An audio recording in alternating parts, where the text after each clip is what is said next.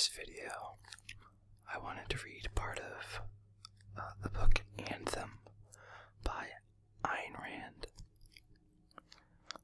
This book is based on the author's experiences with communism in Russia. So I'll start by reading the back cover, which has a summary of the book. He lived in the dark ages of the future. In a loveless world, he dared to love the woman of his choice. In an age that had lost all trace of science and civilization, he had the courage to seek and find knowledge. But these were not the crimes for which he would be hunted.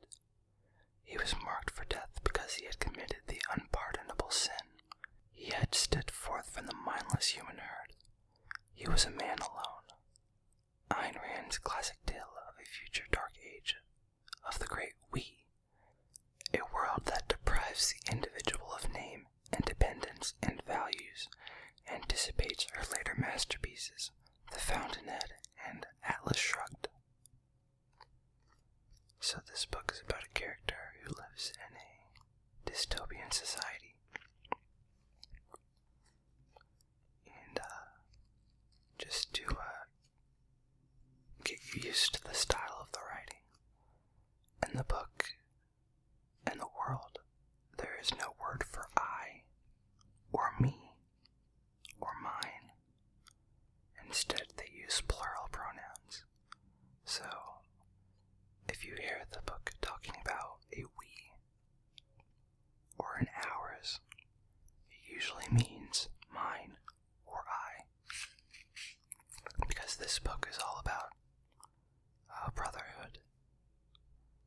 Or not the book, I would say, but the society is all about brotherhood, and so they don't have a word for that in their language. So, Chapter 1. It is a sin to write this. It is a sin to think words no others think, and to put them down upon a paper no others are to see. It is base and evil. It is as if we are speaking alone, to no ears but our own. And we know well that there is no transgression blacker than to do or think alone. We have broken the laws. The laws say that men may not write unless the council of vocations bid them so. May we be forgiven. But this is not the only sin upon us. We have committed a greater crime, and for this crime there is no name. What punishment awaits us if it be discovered we know not, for no such crime has come in the memory of men, and there are no laws to provide for it. It is dark here. The flame of the candle stands still in the air. Nothing moves in this tunnel save our hand on the paper. We are alone here under the earth. It is a fearful word, alone. The laws say that none among men may be alone, ever and at any time, for this is the great transgression and the root of all evil.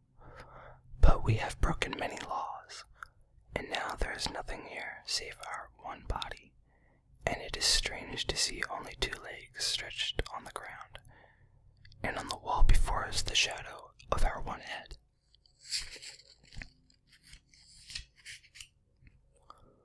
The walls are cracked, and water runs upon them in thin threads without sound, black and glistening as blood. We stole the candle from the larder of the home of the street sweepers. We shall be sentenced to 10 years in the palace of corrective detention if it be discovered. But this matters not. It matters only that the light is precious, and we should not waste it to write when we need it for that work which is our crime. Nothing matters save the work, our secret, our evil, our precious work. Still, we must also write, for, may the council have mercy on us, we wish to speak for once to no ears but our own. Our name is Equality 72521, as it is written on the iron bracelet which all men wear on their left wrists, with their names upon it. We are 21 years old. We are 6 feet tall, and this is a burden, for there are not many men who are 6 feet tall. Ever have the teachers and the leaders pointed to us and frowned and said, "There is evil in your bones," equality 725-1, for your body has grown beyond the bodies of your brothers. But we cannot change our bones, nor our body. We were born with a curse. It has always driven us to thoughts which are forbidden. It has always given us wishes which men may not wish. We know that we are evil, but there is no will in us and no power to resist it. This is our wonder and our secret fear, that we know and do not resist. We strive to be like all our brother men, for all men must be alike. Over the portals of the palace of the World Council, there are words cut in marble, which we repeat to ourselves whenever we are tempted. We are one in all, and all in one. There are no men but only the great we, one, indivisible, and forever. We repeat this to ourselves, but it helps us not. These words were cut long ago. There is green mold in the grooves of the letters and yellow streaks on the marble, which come from more years than men could count. And these words are the truth, for they are written on the palace of the World Council, and the World Council is the body of all truth. Thus has it been ever since the great rebirth, and farther back than no memory can reach. But we must never speak of the times before the great rebirth, else we are sentenced to 3 years in the palace of corrective detention. It is only the old ones who whisper about it in the evenings, in the home of the useless. They whisper many strange things of the towers which rose to the sky in those unmentionable times, and of the wagons which moved without horses, and of the lights which burned without flame.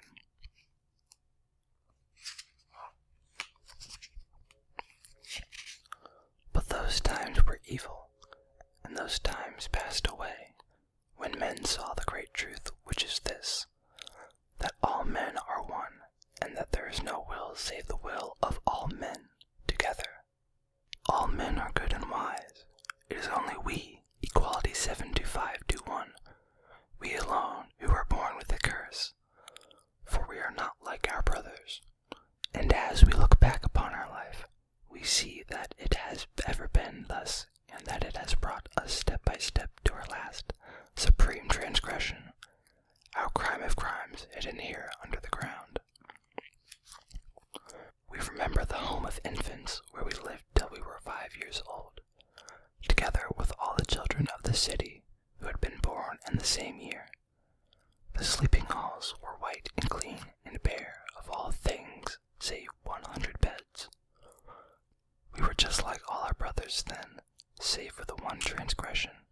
We fought with our brothers. There were few offenses blacker than to fight with our brothers, at any age and for any cause whatsoever. The council of the home told us so, and of all the children of that year, we were locked in the cellar most often. When we were 5 years old, we were sent to the home of the students, where there are 10 wards for our 10 years of learning. Men must learn till they reach their 15th year. Then they go to work. In the home of the students, we arose when the big bell rang in the tower, and we went to our beds when it rang again. Before we removed our garments, we stood in the great sleeping hall, and we raised our right arms, and we said all together with the 3 teachers at the head, "We are nothing. Mankind is all. By the grace of our brothers are we allowed our lives. We exist through, by, and for our brothers, who are the state. Amen." Then we slept. The sleeping halls were white and clean and bare of all things, save 100 beds. We, equality 725-1, were not happy in those years in the home of the students. It was not that the learning was too hard for us. It was that the learning was too easy. This is a great sin, to be born with a head which is too quick. It is not good to be different from our brothers,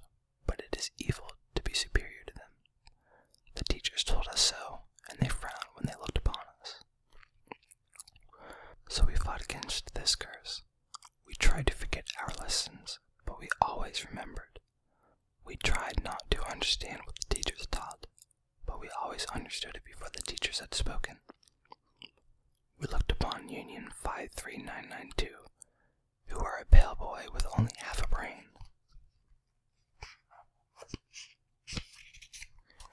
And we tried to say and do as they did, that we might be like them, like Union 53992, but somehow the teachers knew that we were not, and we were lashed more often than all the other children.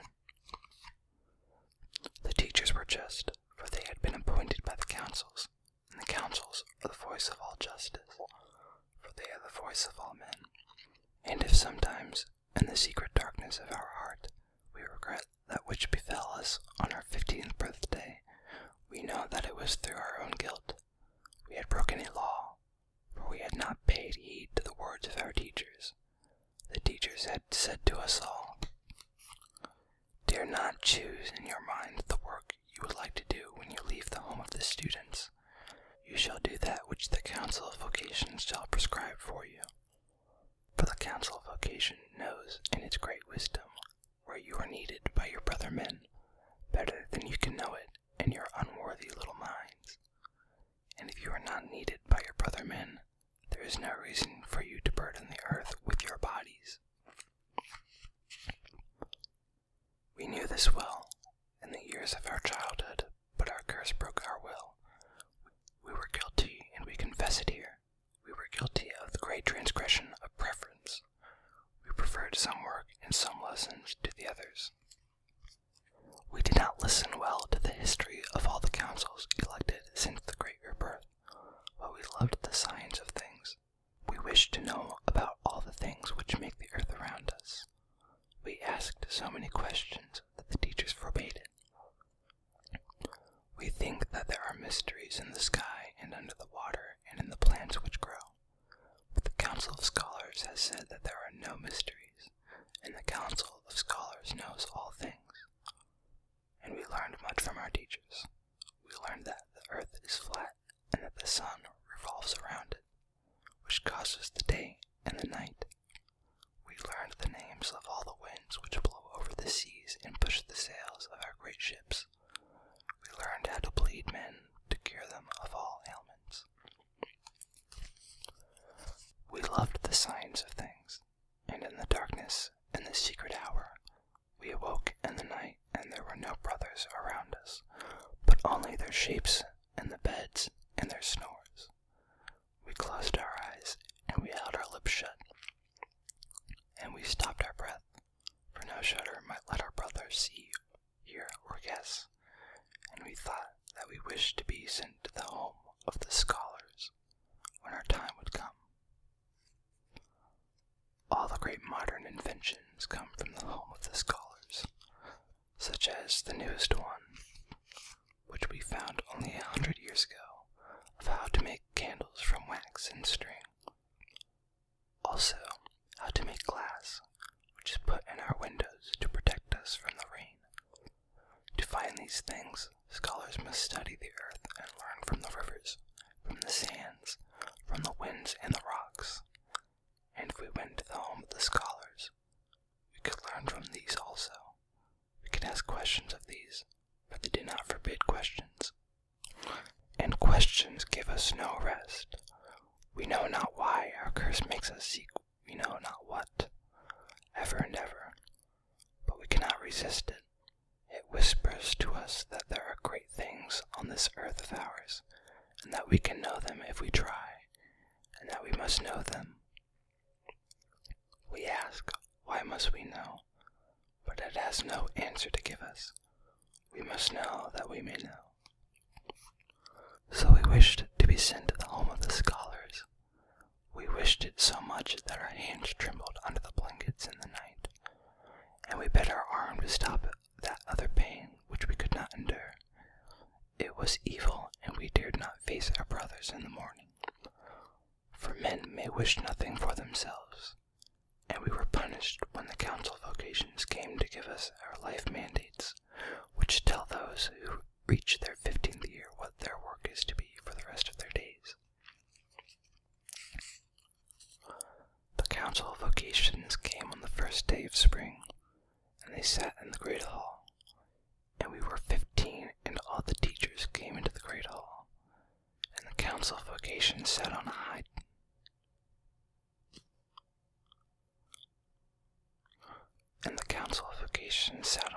dais, and they had but 2 words to speak to each of the students. They called the students names, and when the students stepped before them, one after another, the council said, "Carpenter," or "Doctor," or "Cook," or "Leader." Then each student raised their right arm and said, "The will of our brothers be done." Now if the council has said carpenter or cook, the students so assigned go to work and they do not study any further. But if the council has said leader, then those students go into the home of the leaders, which is the greatest house in the city, for it has 3 stories, and there they study for many years so that they may become candidates and be elected to the city council, and the state council, and the world council, by a free and general vote by all men. But we wished not to be a leader, even though it was a great honor. We wished to be a scholar. So we waited our turn in the great hall, and then we heard the Council of Vocations call our name.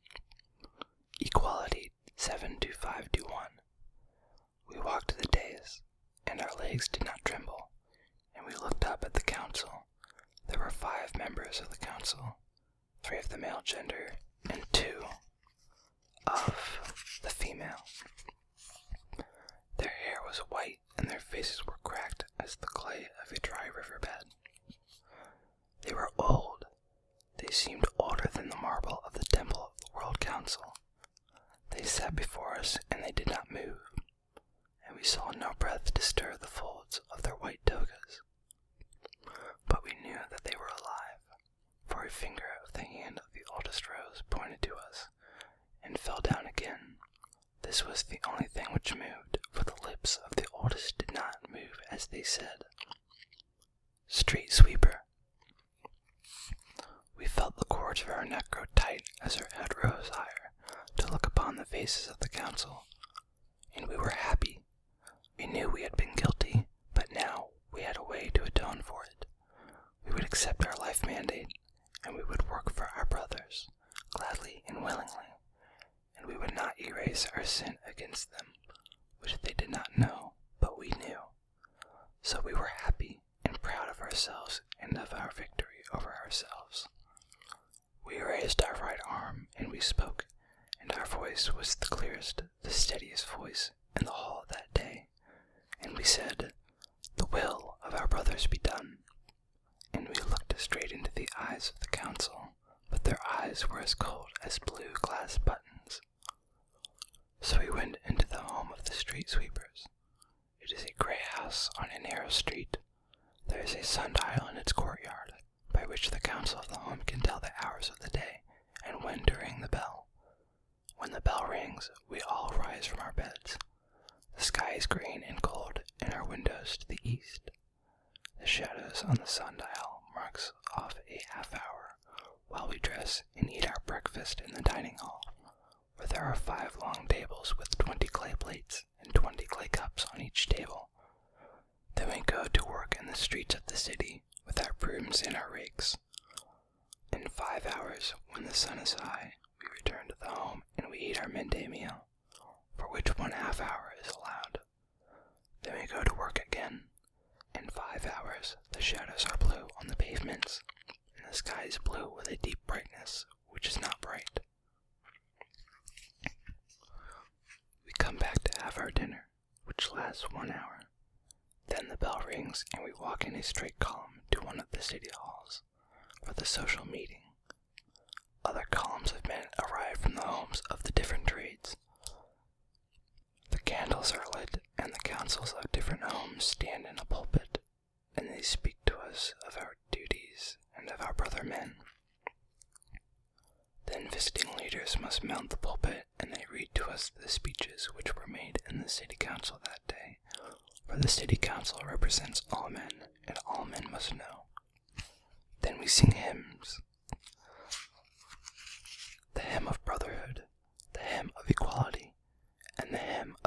spirit. The sky is a soggy purple color when we return to the home. Then the bell rings, and we walk in a straight column to the city theater for 3 hours of social recreation. There, a play is shown upon the stage, with 2 great choruses from the home of the actors, which speak and answer all together, and 2 great voices. The plays are about toil and how good it is.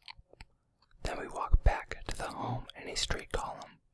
The sky is like black sea pierced by silver drops that tremble, ready to burst through. The moths beat against the street lanterns. We go to our beds and we sleep till the bells ring again. The sleeping halls are white and clean and bare of all things, save 100 beds. Thus we lived each day for 4 years, until 2 springs ago when our crime happened.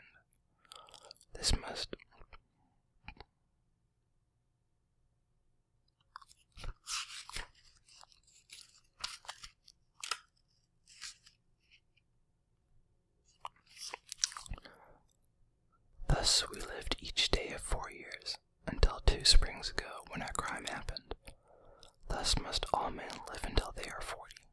At 40, they are worn out. At 40, they are sent to the house of the useless, where the old ones live. The old ones do not work, for the state takes care of them. They sit in the sun in summer, and they sit by the fire in winter. They do not speak often, for they are weary. The old ones know they are soon to die. When a miracle happens, and some live to be 45, they are the ancient ones, and children stare at them when passing by the home of the useless. Such is to be our life, that all of our brothers and of the brothers who came before us. Such would have been our life had we not committed our crime which changed all things for us, and it was our curse which drove us to our crime. We had been a good street sweeper, and like all our brother street sweepers, save for our cursed wish to know. We looked too long at the stars at night, and at the trees in the earth, and when we cleaned the yard of the home of the scholars, we gathered the glass vials, the pieces of metal, the dried bones which they had discarded. We wished to keep these things to study them, but we had no place to hide them. So we carried them to the city cesspool, and then we made the discovery. It was on a day of the spring before last. We street sweepers work in brigades of 3, and we were with Union 53992. They were the half-brain, and with International 48818.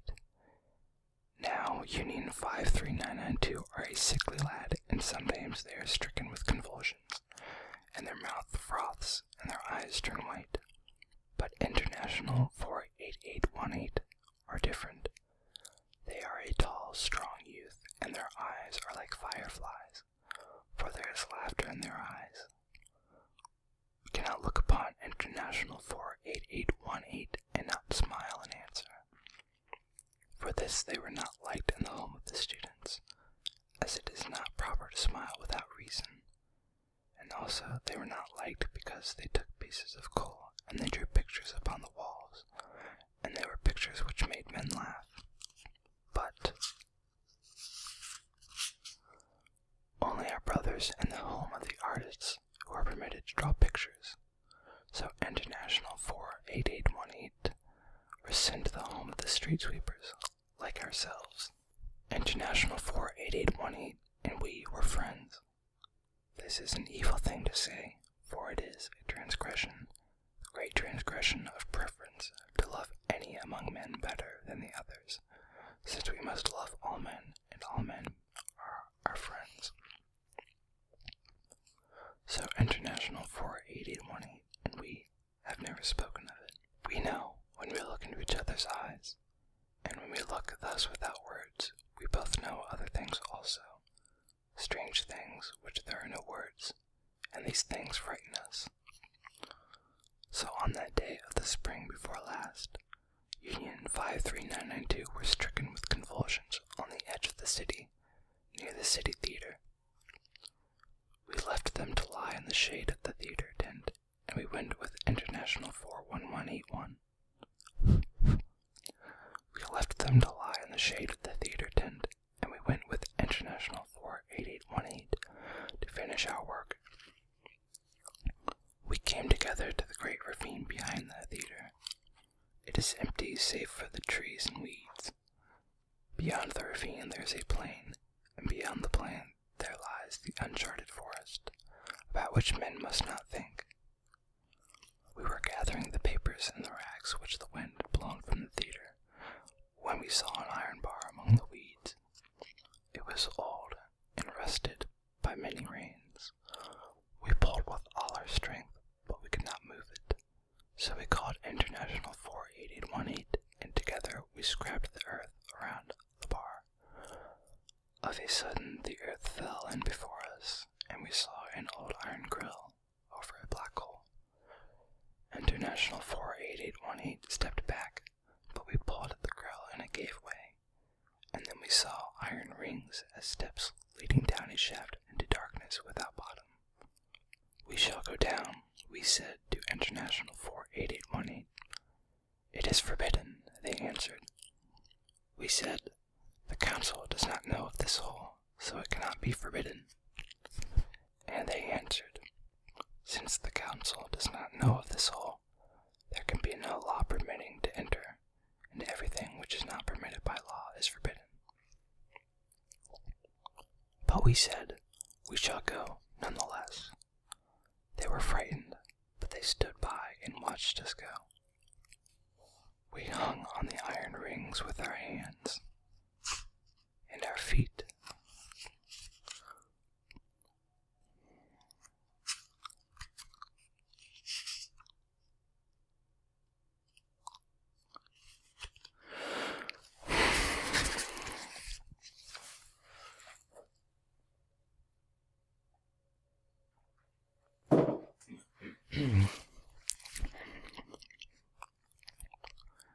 We hung on the iron rings with our hands and feet.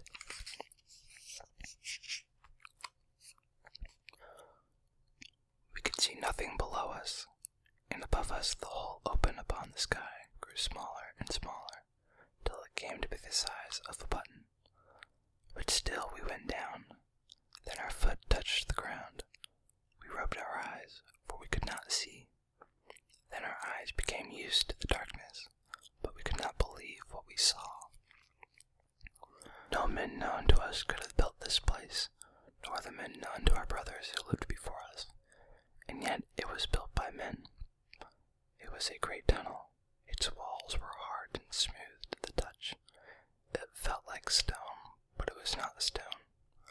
On the ground there were long, thin tracks of iron, but it was not iron. It felt smooth and cold as glass. We knelt, and we crawled forward, our hand groping along the iron line to see where it would lead. But there was an unbroken night ahead. Only the iron tracks glowed through it, straight and white, calling us to follow. But we could not follow, for we were losing the puddle of light behind us.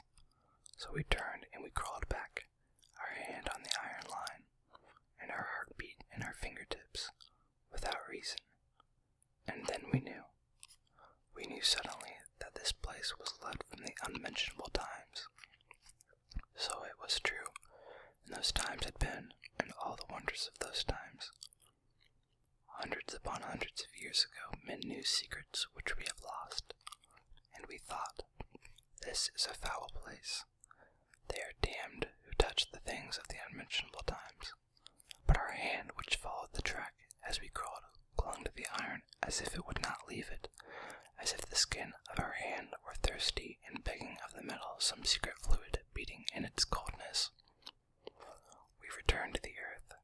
International 48818 looked upon us and stepped back. Equality 75-1, they said. Your face is white. But we could not speak, and we stood looking upon them. They backed away, as if they dared not touch us. Then they smiled, but it was not a gay smile. It was lost in pleading. But still we could not speak. Then they said, we shall report our find to the city council, and both of us will be rewarded. And then we spoke. Our voice was hard, and the there was no mercy in our voice. We said, "We shall not report our find to the city council. We shall not report it to any men."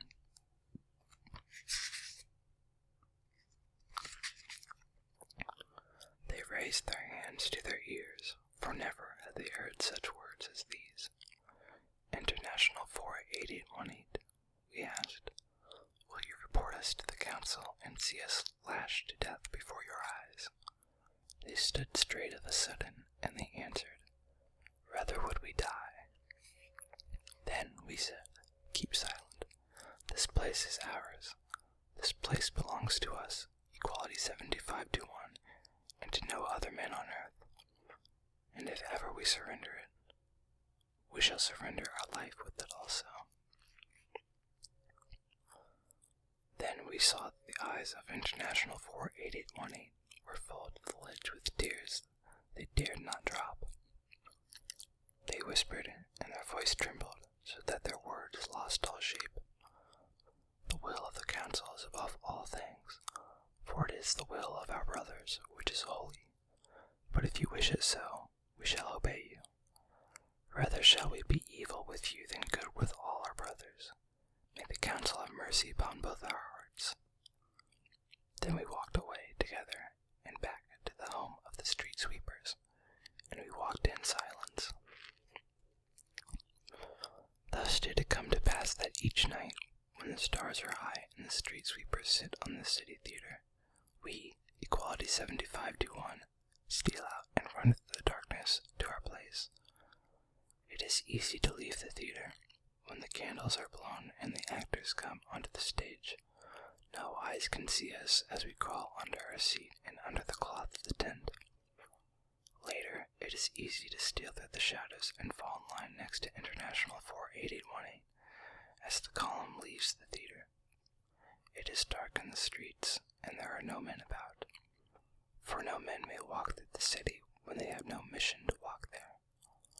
Each night we run to the ravine, and we remove the stones which we have piled upon the iron grill to hide it from men. Each night for 3 hours we are under earth alone.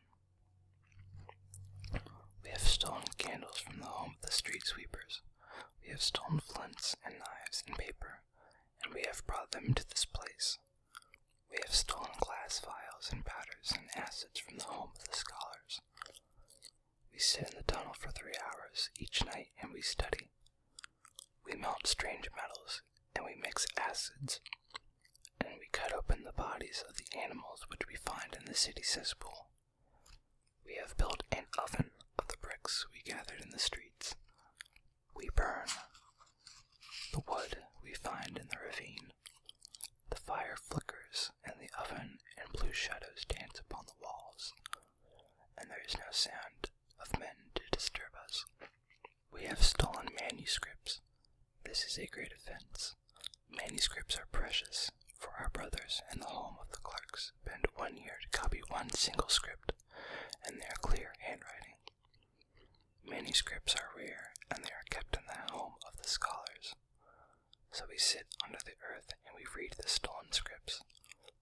2 years have passed since we found this place, and in these 2 years we have learned more than we had learned in 10 years of the home of the students. We have learned things which are not in the scripts. We have solved secrets which the scholars have no knowledge. We have come to see how great is the unexplored, and many lifetimes will not bring us to the end of our quest. But we wish no end to our quest. We wish nothing save to be alone and to learn, and to feel as if with each day our sight were growing sharper than the hawk's and clearer than rock crystal. Strange are the ways of evil. We are false in the faces of our brothers. We are defying the will of our councils. We alone of the thousands who walk in this earth. We alone in this hour are doing a work which has no purpose, save that we wish to do it. The evil of our crime is not for the human mind to probe. The nature of our punishment, if it be discovered, is not for the human heart to ponder. Never, not in the memory of the ancient ones' ancients, never have men done that which no shame in us and no regret. We say to ourselves that we are a wretch and a traitor, but we feel no burden upon our spirit and no fear in our heart. And it seems to us that our spirit is clear as a lake troubled by no eyes, save those of the sun. And in our heart, strange are the ways of the evil. In our heart there is the first peace we have known in 20 years. That's the end of chapter 1. And in my next video, I will read probably a couple of chapters. And this book, chapter 1, is quite a bit longer than the other chapters. So, you can get an idea of the kind of place that the character lives in. There's a communist society. And as I mentioned before, there is no word for I. But throughout the chapter, the character makes attempts to refer to himself alone, not to we. Like he says, we, equality 75-1, steal out and run into the darkness. So, and we'll see later that he develops more and more individuality. So, thank you for listening to me read this book. I enjoyed the book because it's interesting. I like the dystopian society genre. Also, it's a very short book, only about 100 pages. So.